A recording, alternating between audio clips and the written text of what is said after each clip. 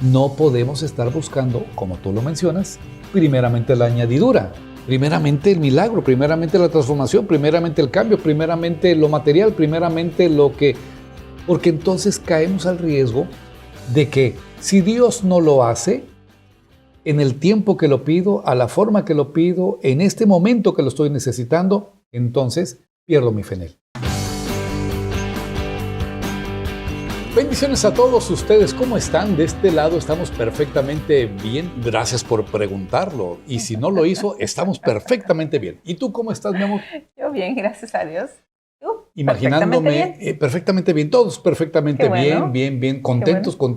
contentos. Feliz, dijo Yo aquel bien. presidente de la República, le bendecimos en el nombre poderoso de Cristo Jesús, porque es nuestra responsabilidad hacerlo. Pero estamos perfectamente bien. ¿Y usted cómo está? Ya hablando directamente y por la fe, usted sintonizando este programa a través del medio donde nos esté viendo, el anhelo de nuestro corazón es que esté perfectamente bien. Sí, pues yo como ya sé que ustedes están muy bien, bueno, por la fe, ¿verdad? Gracias a Dios por sus vidas y bueno, pues saludamos a todos nuestros hermanos que nos están viendo en los diferentes lugares, especialmente ahora porque tienen poco que están con nosotros de los dos Laredos, Laredo, México y Laredo, Texas, pues les bendecimos. Gracias a Dios por sus vidas. Qué bueno que están conectados en este programa de Palabras al Corazón. Saludos a todos los del canal 17 que nos están sintonizando, XF. Bendiciones a todos ustedes.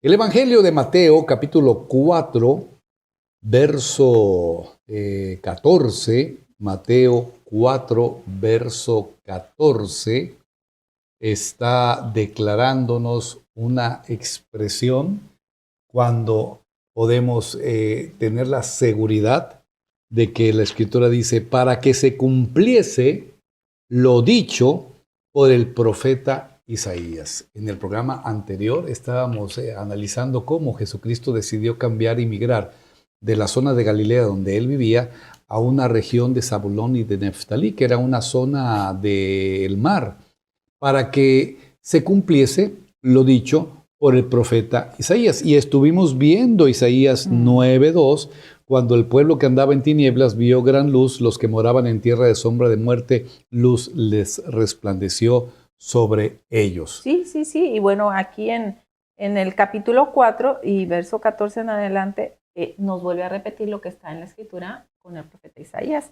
En el versículo 15 vuelve a decir, tierra de Zabulón y tierra de Neftalí, camino del mar, al otro lado del Jordán, Galilea de los gentiles. El pueblo asentado en tinieblas vio gran luz, y a los asentados en región de sombra de muerte, luz resplandeció sobre de ellos. Y confirmando y extendiendo ya toda la lectura, es importante abrir un paréntesis.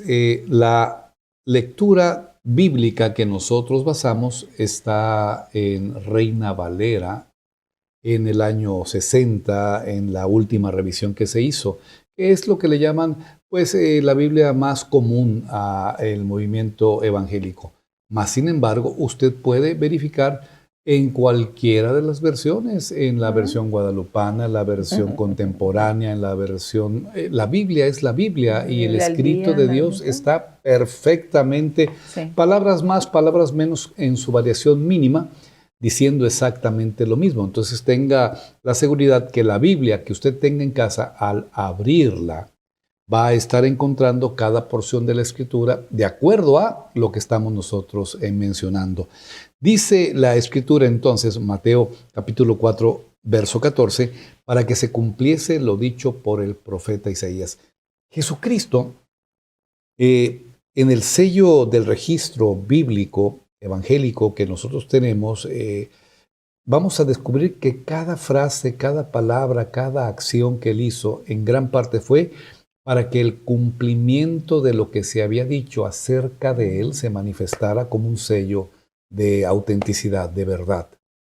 Por eso hizo en muchas ocasiones lo que hizo y declaró lo que declaró, puesto que todo el Antiguo Testamento, en todas las direcciones proféticas, estaban ya marcando la persona, la acción y las declaraciones que Jesús iba a estar haciendo como el Hijo de Dios ahora en esta tierra.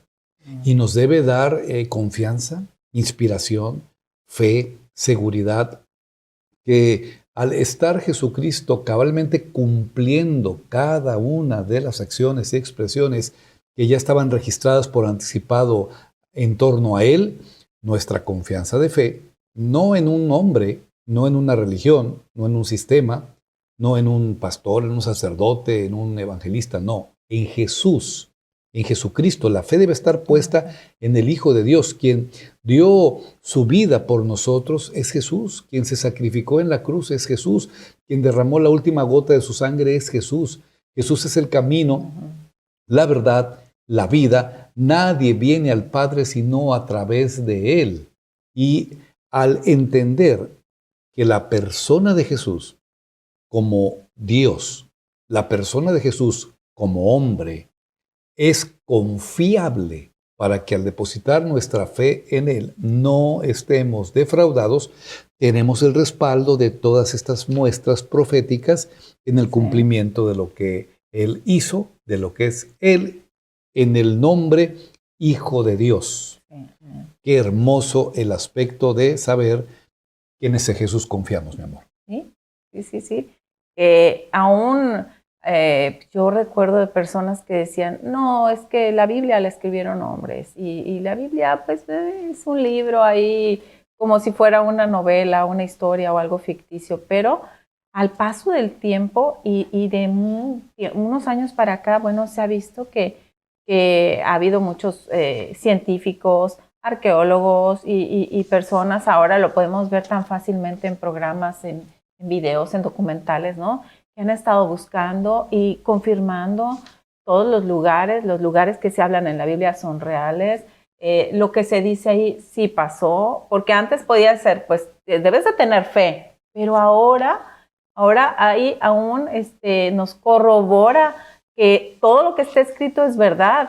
Los lugares son reales, las personas, quienes estuvieron gobernando, todo nos confirma que la palabra es verdadera. Y estamos hablando de que esa palabra verdadera es luz en un mundo de oscuridad. En este tiempo, en este clima como generación que nosotros estamos viviendo, encontramos temor, aflicción, preocupación, altos niveles de estrés, condiciones que en nuestra generación nos ha tocado vivir como lo estamos viviendo. La palabra en la profecía dice que aquel pueblo en esa región marítima de Zabulón, de Neftalí, les resplandeció luz, aunque ellos estaban viviendo en un tiempo de densa oscuridad.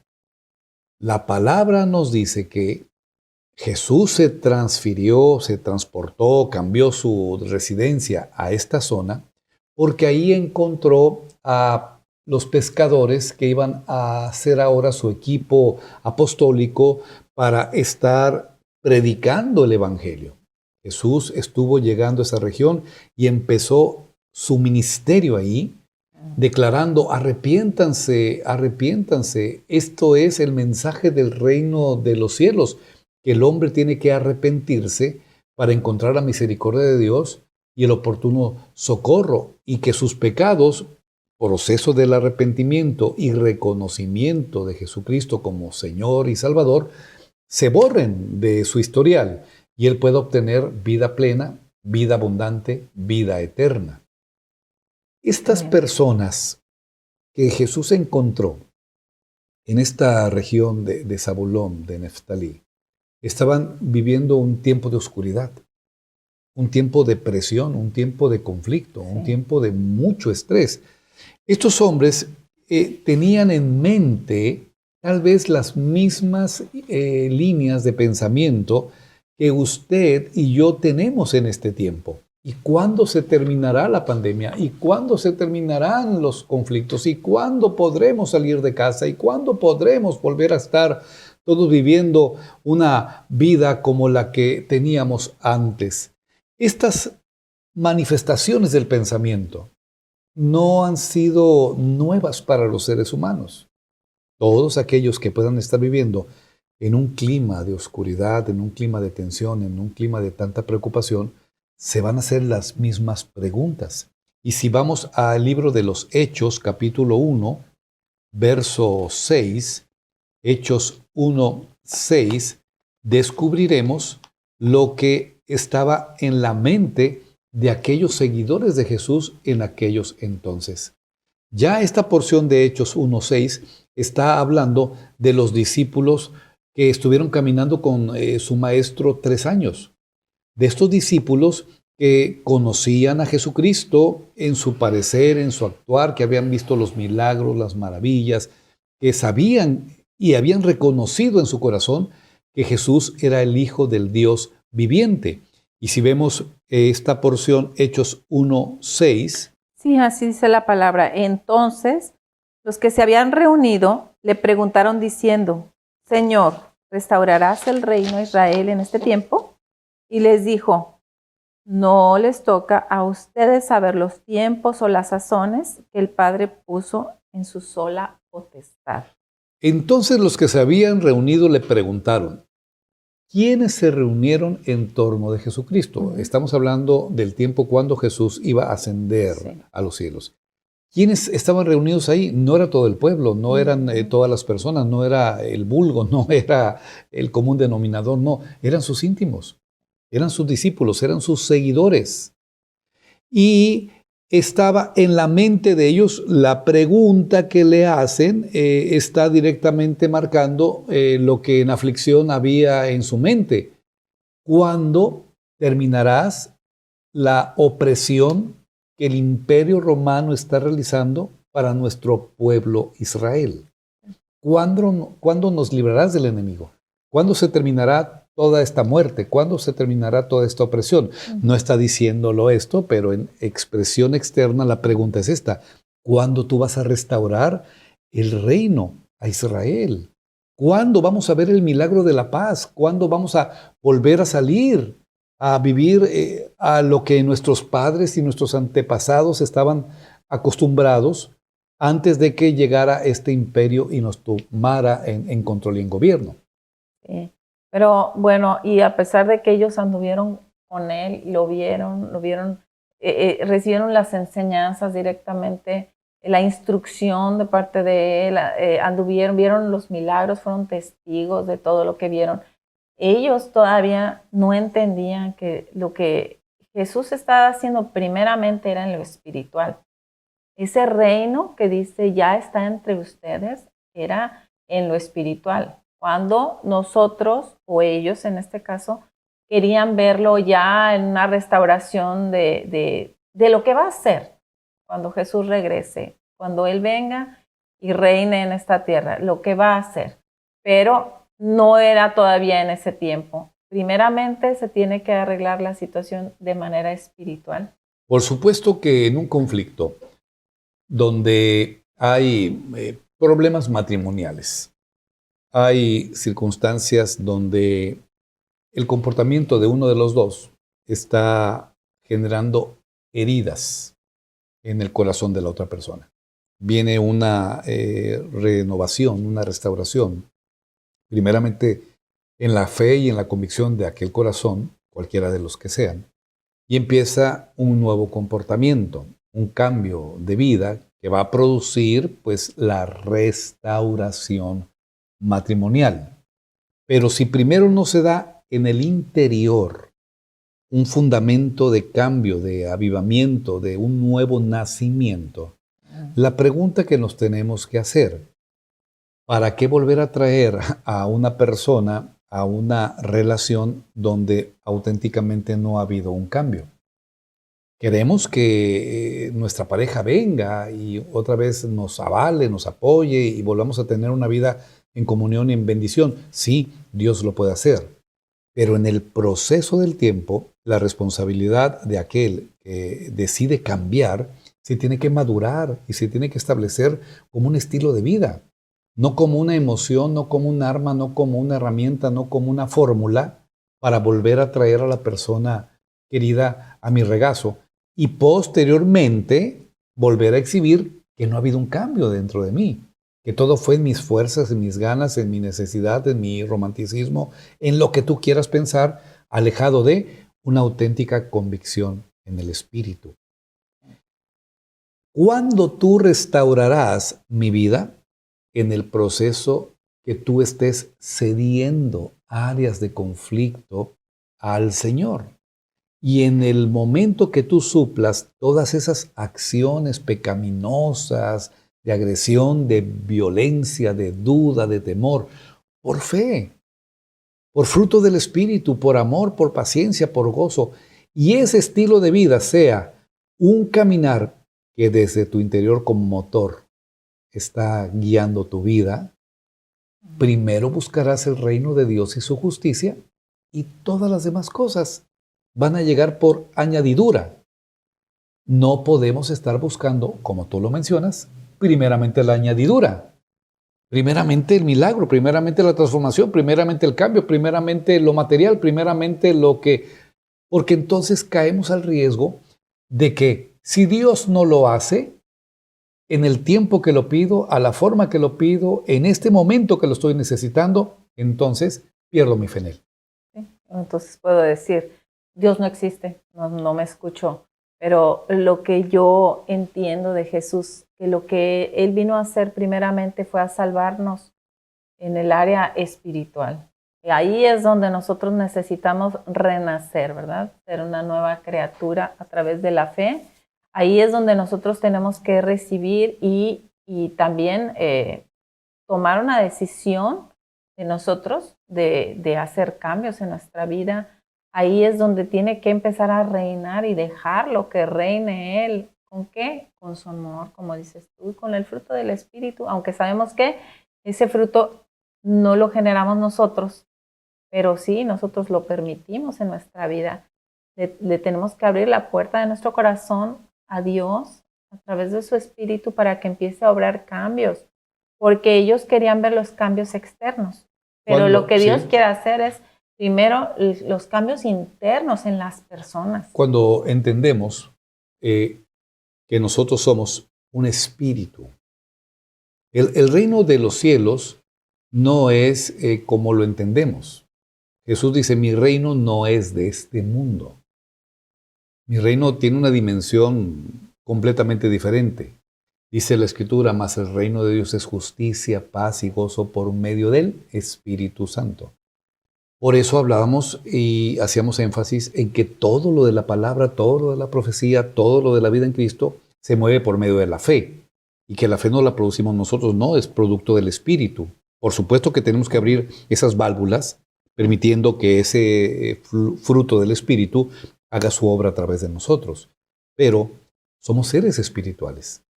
Jesús se sacrificó por nuestro ser eterno, no por nuestro ser momentáneo. Porque si lo hubiera hecho solamente por las personas en aquel entonces, en manera física, corporal o material, esas personas pues hubieran recibido el beneficio de la salvación, pero todos los demás ya nos hubiéramos quedado fuera de esas promesas, porque no vivimos el momentum, ¿verdad? El momento exacto del sacrificio cumplido donde Jesús estuvo venciendo a la muerte, como lo hizo por el Espíritu, viendo aún a los que ni siquiera habíamos nacido, pero que ya Él tenía conciencia de lo que representa su reino espiritual, sus hijos espirituales. Es por eso que vino a salvar el Espíritu. Por eso le dijo a Nicodemo, es necesario que tú nazcas de nuevo. Y Nicodemo decía, ¿cómo un hombre puede volver a nacer en el tiempo ya de su madurez, regresando al vientre de su madre y tener una nueva etapa de vida? No lo entendía. ¿Por qué? Porque no es con la mente, no es con lo material, no es con lo físico. Somos seres espirituales. Sabiendo que este cuerpo, esta morada, dice el apóstol, ¿verdad?, se deshiciese, se desintegrara, morada tenemos un cuerpo celestial, tenemos un cuerpo divino, tenemos un cuerpo reservado para nosotros. Y esto corruptible se vestirá en incorruptible. Amén. Y en un abrir y cerrar de ojos seremos transformados, al igual que Jesucristo, en el momento de la ascensión. Gloria a Dios. Quien ascendió es Jesús, espíritu, alma, cuerpo, testificando, yo soy el resucitado, yo La soy el Mesías. resurrección y la vida. Y ahora puedo estar teniendo esta oportunidad de exhibición de gloria, de una ascensión como de manera tan espectacular, de la misma forma como descenderá. Se ascendió a los cielos y Hechos 1:6 está dejando este sello registrado y ascendió para admiración, a tal grado que se le aparecieron aquellos ángeles, varones galileos, que están viendo a los cielos. Estaban admirados. Es impresionante, Claro, es claro. maravilloso, es indescriptible. ¡Wow! Bueno, con esa misma espectacularidad y aún muchísimo más multiplicada con legiones de ángeles y celestiales, Él descenderá ahora en el mismo camino que te aseguro, ya conoce. Si ya lo recorrió de aquí para arriba, es que lo puede recorrer una vez más de allá para acá. Pero, ¿por qué va a hacer esto? Por amor a tu espíritu, por amor a tu persona. Tú eres un ser espiritual que tiene un alma que vive dentro de un cuerpo. Y lo que tienes que estar cuidando es el aspecto interior, mi amor. Primeramente. El aspecto interior. De donde procede todo, el espíritu, la mente, lo que pensamos, que igual a través de la palabra, que es lo que dice que es lo único que puede separar, ¿verdad?, del alma del espíritu, porque nosotros tal vez no podemos discernir ni diferenciar dónde empieza uno y dónde termina el otro, pero bueno, piense en el alma, piense que es la mente, los pensamientos, las creencias y todo lo que se deposita aquí en el cerebro, pero el espíritu pues lo tenemos aquí, y la Biblia habla como el corazón. Cuando se refiere al corazón, se está refiriendo pues a nuestro espíritu. Ahí es donde mora el Espíritu de Dios, el que nos llena de su amor, el que nos llena de su paz, el que nos da un gozo por encima de las circunstancias, el que nos ayuda a perdonar, el que nos permite recibir su perdón, su salvación, sus promesas, lo que nos permite ahora a nosotros manifestar un cambio en nuestra vida, ya físicamente. Ya una vez que el cambio se da en el interior, entonces en el exterior tú empiezas a cambiar, y cambias tú, empieza a cambiar tu relación en tu casa, en tu familia, en tu matrimonio, con tus hijos, y empiezas a cambiar en la sociedad. Y eso es el reino de los cielos en esta tierra. Esa es la luz resplandeciendo en un mundo de oscuridad. Para lo cual Jesucristo confía en ti. Jesucristo confía en mí. Jesucristo confía en ti y confía en todos aquellos que entiendan que son hijos de Dios, que el Espíritu de Él ha sido un regalo que el Padre ha enviado para todo aquel que crea en el sacrificio que Jesucristo hizo en la cruz del Calvario. Cuando Él ascendió, Él les dio la promesa a aquellos que estaban reunidos: no se muevan, esperen el regalo del Padre, esperen al Espíritu que vendrá, esperen a aquel que los va a investir de poder para que ustedes puedan ser testigos en todos los lugares compartiendo el Evangelio. Jesús migró de la tierra que Él estaba habitando en aquel entonces para llegar hasta Zabulón y Neftalí, para que se cumpliese lo que la profecía había hablado, pero también para encontrar ahí al nuevo grupo de discípulos. Él migró de un punto a otro. Se había acabado la etapa de Juan el Bautista. Juan el Bautista, en verdad, le hicieron perder la cabeza. Llega ahora esta migración de Jesucristo a esta región, y ahí empieza una labor evangelística sin precedentes, que ha estado teniendo por mucho tiempo el fruto de lo que aquellos pescadores iniciaron. Jesús migró de un punto a otro para darle la responsabilidad a Pedro, a Santiago, a Jacob, a Juan, a todos ellos.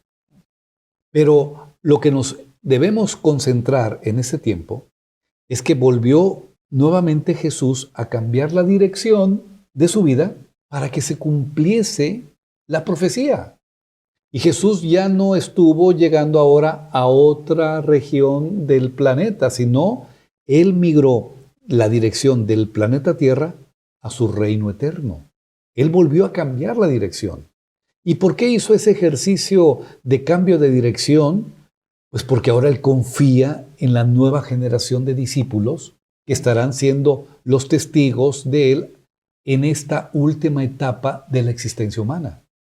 Él confía en ti, Él confía en mí, Él confía en las personas que nos están viendo para proclamar la buena nueva del Evangelio, que dice que a pesar de lo que estamos viviendo, que a pesar de este tiempo de oscuridad, que a pesar de este tiempo de dolor, de aflicción, aunque estemos pasando por este valle de sombra, de muerte, de incertidumbre, aunque no entendamos si el Señor va a restaurar la libertad, la paz, la bendición, la libertad de movernos sin temor a ningún contagio, si el Señor va a restaurar nuestra nación, aunque no lo entendamos y no lo comprendamos, la palabra se cumple en que nosotros debemos de confiar, que la potestad y la autoridad sigue estando en la mano del Padre, Amén. que es su voluntad la que se va a vertir y que tal vez a nosotros ni siquiera nos interesa estar concentrándonos en este momento en cómo va a ser la restauración, cómo va a darse la libertad, cómo vamos a llegar a estar proyectando un estilo de vida con libertad, con gozo y con paz a lo que estábamos acostumbrados antes. Donde nos tenemos que concentrar es a compartir la buena nueva del Evangelio. La buena nueva de la salvación. Y tal vez no conocemos toda la palabra, pero lo que Dios ha hecho en nosotros, como el ciego que dice, pues yo no sé, yo lo único que sé es que antes era ciego y ahora veo la luz. Y eso fue por Jesús. Es lo mismo. Tal vez no conocemos todo y no tenemos tiempo, pero podemos compartir lo que Él ha hecho en mi vida. Yo lo único que puedo decir, usted puede compartir, yo antes sufría, yo antes estaba triste, yo antes estaba temeroso, pero ahora tengo paz, ahora tengo gozo, ahora Dios ha sanado mi mente, ha sanado mis pensamientos, ha sanado mis recuerdos, y eso es el poder de Dios actuando en nosotros. Hechos 1, en el verso 11, declara: los cuales también les dijeron, varones galileos, ¿por qué estáis mirando al cielo? Este mismo Jesús que ha sido tomado de vosotros al cielo, así vendrá, como le habéis visto ir al cielo. Y esta es una profecía que tal vez miles de años se declaró en un pasado, pero como estuvimos viendo a la serie de estos programas, el cumplimiento cabal de todo lo que se dijo de Jesucristo fue certero, preciso y exhibido. Por lo tanto, vivamos declarando Maranata. Jesús viene nuevamente, Cristo viene nuevamente y nosotros tenemos que estar listos para ese retorno. Mientras usted medita en todo lo que hablamos en este programa, lo esperamos en el siguiente de la serie. En otras palabras al corazón. Dios los bendiga a todos.